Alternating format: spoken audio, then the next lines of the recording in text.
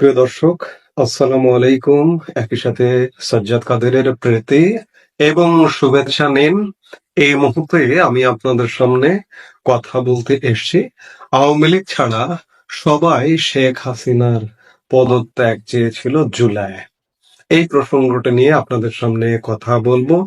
এই প্রসঙ্গটা আসলে আমার খুব প্রিয় একজন ব্যক্তিত্ব। নানা কারণে তিনি প্রিয়। প্রথা বিরোধী লেখিকা, নির্বাসিত লেখিকা তসলিমা নাসরিন ফেসবুকে একটি স্ট্যাটাস দিয়েছেন। তার প্রেক্ষিতে তার এই স্ট্যাটাসটি আমার মনে ধরেছে, ভালো লেগেছে বিধায় আলাপ করতে এলাম। আর তসলিমা নাসরিন বলছেন যে আওয়ামী লীগারদের মধ্যেও কেউ কেউ কিন্তু মনে মনে চেয়েছিল হাসিনার বদলে বেটার কেউ আসুন। চায়নি শুধু আওয়ামী লীগ বেনিফিশিয়ারিরা, তারাই মূলত স্ট্যাটাস কুও চেয়েছিল। বাক স্বাধীনতা নেই, মুক্ত চিন্তকরা জঙ্গিদের ভয়ে দেশ ছাড়ছে, হিন্দুরা নির্যাতিত, নির্বাচন নেই, মসজিদ মাদ্রাসা ওয়াজ জন্ম দিচ্ছে লক্ষ লক্ষ জিহাদি, অবাধে দুর্নীতি চলছে, পিয়নের হাতে 400 কোটি টাকা, তারপরও চেয়েছিল স্ট্যাটাস কু। স্ট্যাটাস কো মানে যেটা যেভাবে আছে সেভাবেই থাকুক, কোনো পরিবর্তন যেন না হয়। অর্থাৎ যে দুর্নীতি চলছিল, যে অনিয়ম চলছিল, এগুলো যেন চলে, কিন্তু আমি তো বেনিফিট পাচ্ছি, আমি বেনিফিট পেতেই থাকি। এখন আওয়ামী বেনিফিশিয়ারিরাই দোষ দিচ্ছে গণতন্ত্র এবং স্বাধীনতার পক্ষের লোকদের, বলছে এই তোরাই তো এখনকার জিহাদি জঙ্গি রাজাকারদের ক্ষমতায় আসার জন্য দায়ী, তোরাই আজকের অরাজকতার জন্য দায়ী, তোরাই মব সন্ত্রাসের জন্য দায়ী। তসলিমা নাসরিন আবার বলছেন, না, যারা হাসিনার পদত্যাগ চেয়েছিল তারা আজকের জিহাদি জঙ্গি তৈরি করেনি, তারা অহেতুক মসজিদ মাদ্রাসা তৈরি করেনি, জিহাদিদের ওয়াজ মাহফিল করার লাইসেন্স দেয়নি, তারা মাদ্রাসার ডিগ্রিকে বিশ্ববিদ্যালয়ের ডিগ্রি সমমানের করেনি, বিশ্ববিদ্যালয় থেকে শত শত মাদ্রাসা ব্যাকগ্রাউন্ডের ছাত্রকে রাস্তায় নামায়নি, বরং হাসিনা 15 বছর ধরে জিহাদিদের খাইয়ে দাইয়ে হৃষ্টপুষ্ট করেছিলেন বলে জিহাদিদের উত্থান আমরা দেখেছি জুলাইয়ে। এই সত্য কথাটি যারা মানতে নারাজ, তারা আবারও সুযোগ পেলে জিহাদি উৎপাদনে ব্যস্ত হবে। ইতিহাস থেকে শিক্ষা নেবে না, নিজেদের কৃতকর্মের দায় নিজেরা নেবে না, কেবল ছলে বলে কৌশলে অন্যের ওপর দোষ চালিয়ে ভালো মানুষ সাজার চেষ্টা করবে। তসলিমা নাসরিনের এই স্ট্যাটাসের সাথে আমি শতভাগ একমত পোষণ করছি, নানা কারণ। তসলিমা নাসরিন যে কথাগুলো বলেছেন, আওয়ামী লীগের একটি পক্ষ যারা প্রবল সুযোগ সুবিধা পাচ্ছিলেন, তারা কোনো পরিবর্তন চাইছিলেন না। কিন্তু আমি দলীয় রাজনীতির সঙ্গে যুক্ত নয়, কিন্তু আওয়ামী লীগ, বিএনপি, সব দলের, জামাত, সব দলের রাজনৈতিক ব্যক্তিবর্গের সাথে আমার কথা হয়।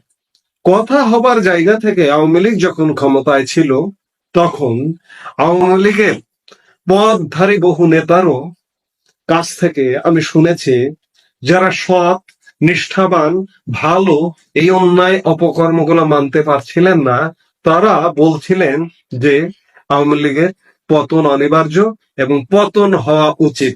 দীর্ঘ সময় ক্ষমতায় এবং আরো যত ক্ষমতায় থাকবে তত বেশি অনিয়ম, অত্যাচার, নির্যাতন হবে। তসলিমা নাসরিনও এটাই বলেছে। আজকে বাংলাদেশ যে এই যে জিহাদিদের দখলে, জঙ্গিদের দখলে, এই জঙ্গি প্রেক্ষাপটটা তৈরি করেছে কে? আওয়ামী লীগের পৃষ্ঠপোষকতায়, আওয়ামী লীগের একদম প্রধান নেতৃত্ব আমি শেখ হাসিনাকেও আসামের কাঠগড়া থেকে বের করতে পারছি না। এ কারণেই পারছি না, এই যে কওমি মাদ্রাসার ডিগ্রিকে বিশ্ববিদ্যালয়ের মাস্টার সমমানের ডিগ্রিকে দিয়েছে।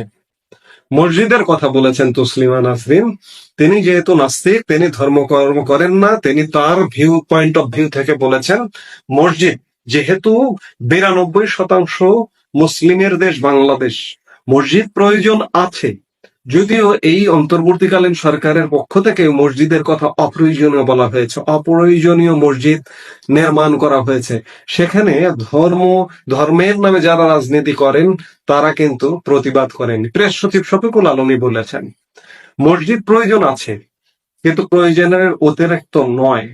এই যে মডেল মসজিদ নামে সারা বাংলাদেশে এই মসজিদগুলোতে ধর্মপ্রাণ মুসল্লি ঠিক আছে, সাথে জিহাদিরা ইসলামের নামে আমি ইসলাম ধর্মে বিশ্বাসী মানুষ, ইসলাম ধর্ম পালন করা মানুষ, সেই জায়গায় বলতে চাই ইসলাম শান্তির ধর্ম।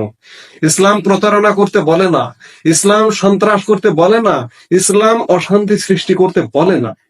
বাংলাদেশে ইসলামের নামে যে দলগুলো, জামাত থেকে শুরু করে আরো বিভিন্ন দল, দু একটা দল ভালো থাকতে পারে, কিন্তু এই যে বিভিন্ন দল যেগুলো আছে তারা মানুষের সাথে প্রতারণা করে, তারা ধর্মের নামে সন্ত্রাসী কর্মকাণ্ড করে, জেহাদের নামে উগ্রতা লালন করে, পোষণ করে। ইসলাম কিন্তু এগুলো বলে না।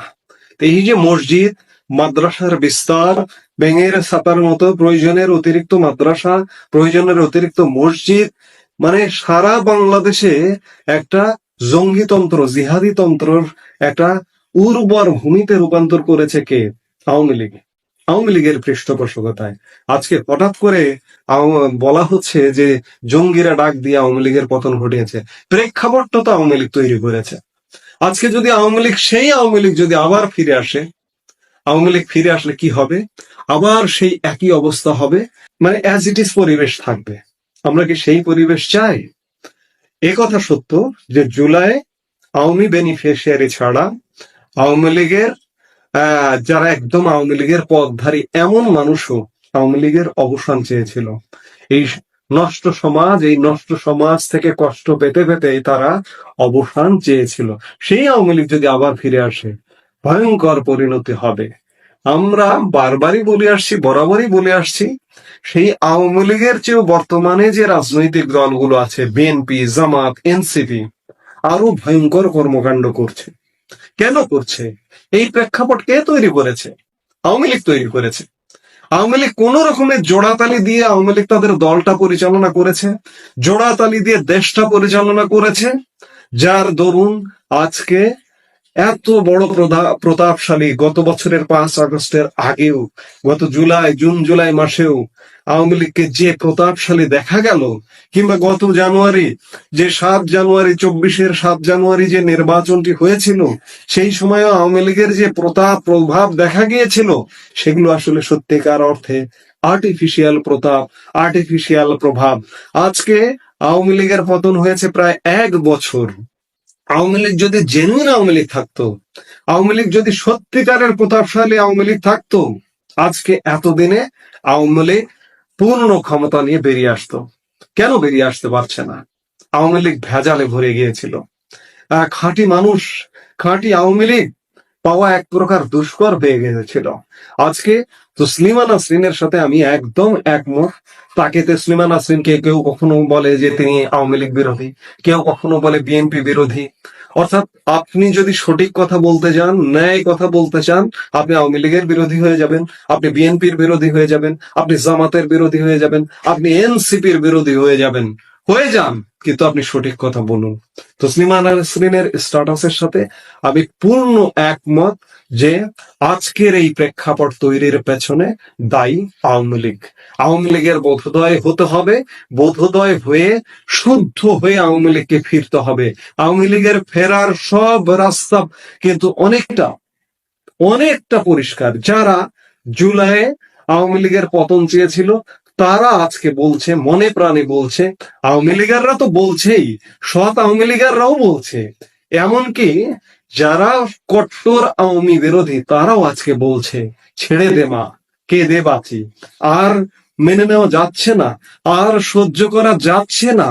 অর্থাৎ জুলাই আগস্টে শুধুমাত্র আওয়ামী বেনিফিশিয়ারি ছাড়া যাদেরকে আমরা লাল বাহিনী বলি, যারা সবাই লাল হয়ে গিয়েছিল, তাদের 80% বেশি মানুষ এখন আবার বলছে আওয়ামী লীগ ফিরে আসুক।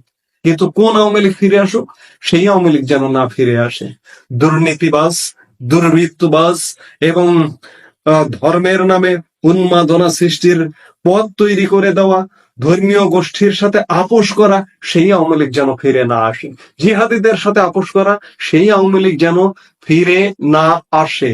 একটা শুদ্ধ পরিশুদ্ধ আওয়ামী লীগ ফিরে এসে আমাদের 1971 সালের মুক্তিযুদ্ধ, স্বাধীনতার চেতনার আওয়ামী লীগ ফিরে এসে আজকের যে অবস্থা, এই অবস্থা থেকে উদ্ধার করে, এটি চাইছে বেশিরভাগ মানুষের চাওয়া।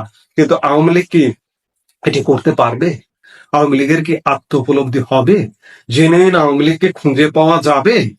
আওয়ামী লীগের অনুকূলে জনপ্রিয়তা আছে। আমি বিভিন্ন বক্তব্যে বিভিন্ন সময়ে বলেছি যে আওয়ামী লীগ এটাকে ক্যাশ করতে পারবে কিভাবে, ক্যাশ করবে কিভাবে, এইটি সবচেয়ে বড় প্রশ্ন। কারণ আওয়ামী লীগ ভেজালে ঘুরে গেছে। খাঁটি মানুষগুলো হয় মারা গেছে, না হয়তো দুঃখ কষ্ট মনোকষ্ট নিয়ে দূরে সরে গেছে। আওয়ামী লীগের উচিত হবে সেই সমস্ত যারা দূরে সরে থাকা খাঁটি মানুষ আছে তাদেরকে, এবং সমাজের বিভিন্ন স্তরের বিভিন্ন ক্ষেত্রের সৎ মানুষ ভালো মানুষ দেখে আওয়ামী লীগের নতুন করে আওয়ামী লীগের পুনর্জাগরণ করে আজকে এই যে অবস্থাটি হচ্ছে, এই অবস্থা, এটি কিন্তু বিগত আওয়ামী লীগের 16 বছরের চাইতেও ভয়ঙ্কর অবস্থা। একদিকে একটি সরকার বসে আছে, অনির্বাচিত, অরাজনৈতিক, দখলদার সরকার, এবং তার সাথে তার আশপাশ দিয়ে যে রাজনৈতিক দলগুলো আছে, আওয়ামী লীগ কি দুর্বৃত্তপনা করেছে, কি দুর্নীতি করেছে, তার থেকে ভয়ঙ্কর দুর্নীতিতে নিমজ্জিত এই রাজনৈতিক দলগুলো, এই সরকার।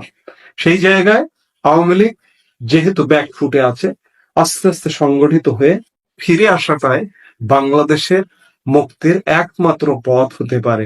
আমাদের ভালো বলে একটা কথা আছে, সেই জায়গা থেকে বিশেষ করে আমাদের স্বাধীনতাকে রক্ষা দেবে, মুক্তিযুদ্ধকে সুরক্ষা দেবে, আমার মানচিত্রটাকে সুরক্ষা দেবে, পতাকাটাকে সুরক্ষা দেবে। এই মুহূর্তে স্বাধীনতা বিরোধীদের যে আস্ফলন দেখছি, তা থেকে অন্তত পক্ষে রক্ষা পাবো।